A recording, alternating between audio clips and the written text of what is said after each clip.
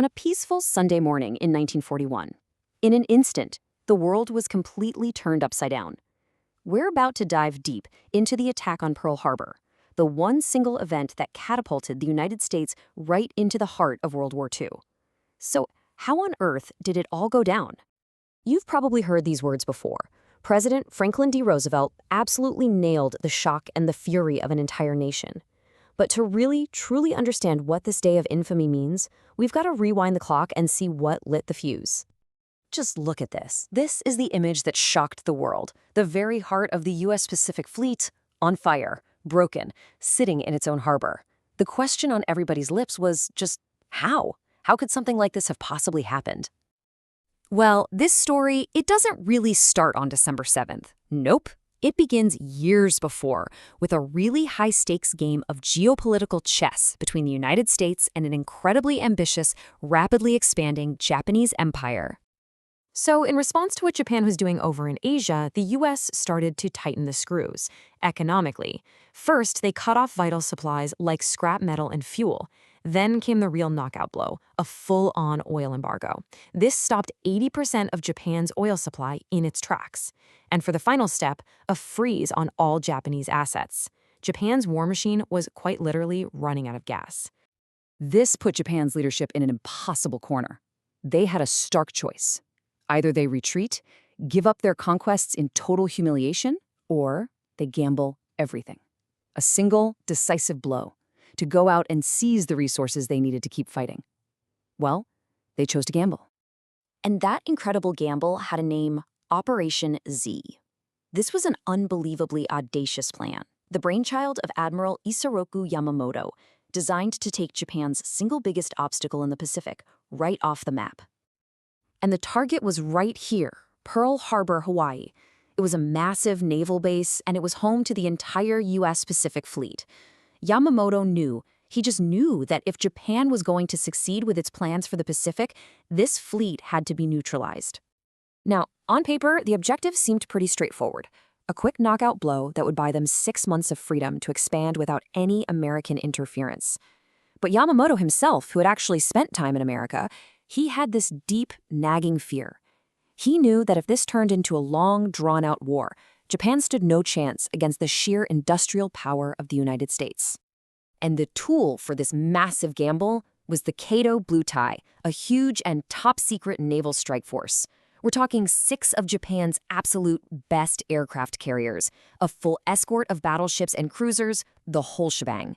On November 26th, under complete and total radio silence, this entire fleet just slipped out of Japan, taking a risky, stormy route across the North Pacific just to stay hidden.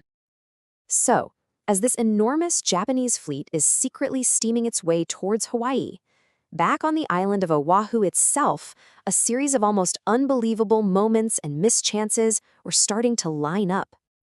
Okay, so the first warning shot, literally, came at 6:45 in the morning. An American destroyer, the USS Ward, actually sank a small Japanese midget sub that was trying to sneak into the harbor.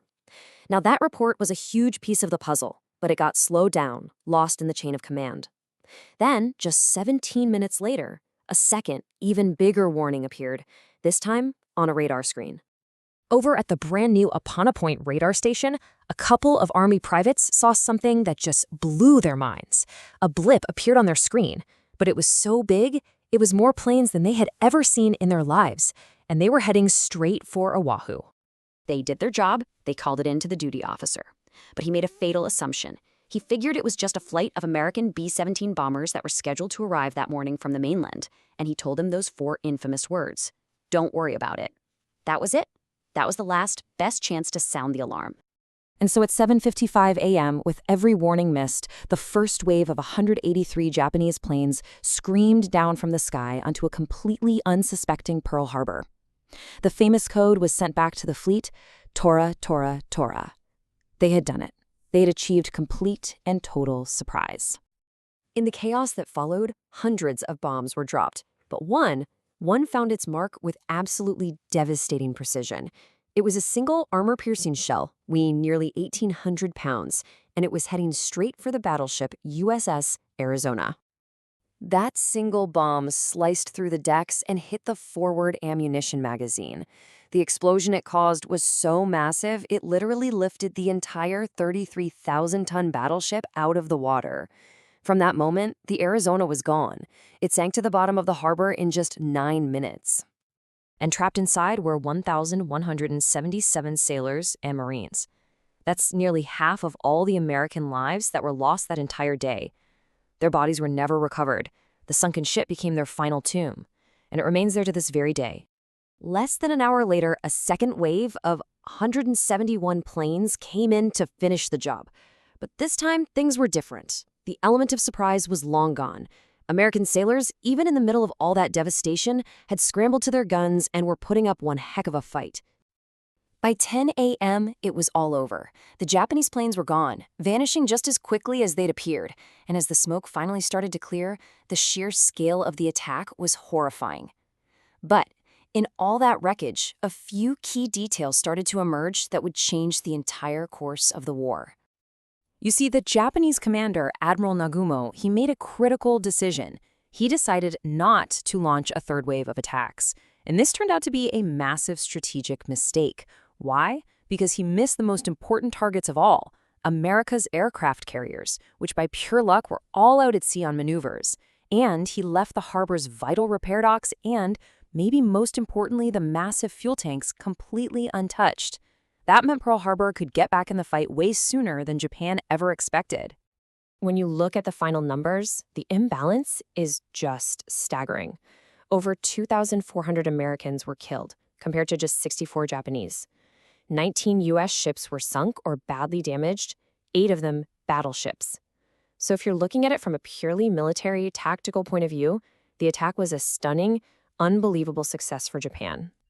But, and this is a huge but, that tactical victory came at an enormous strategic price. Instead of scaring America into staying out of the war, the attack did the exact opposite. It shattered American isolationism overnight. It united a deeply divided country with one single, furious purpose. The sleeping giant that Admiral Yamamoto was so afraid of had just been kicked awake. And that really brings us to the final, fascinating question. It was a tactical masterpiece, but a strategic catastrophe. So what was Japan's single biggest mistake? Was it Nagumo's call not to launch that third wave? Was it just fundamentally underestimating American resolve? Or was any plan that relied on poking a sleeping giant and hoping for the best just doomed from the very beginning? It's a question that historians still argue about today.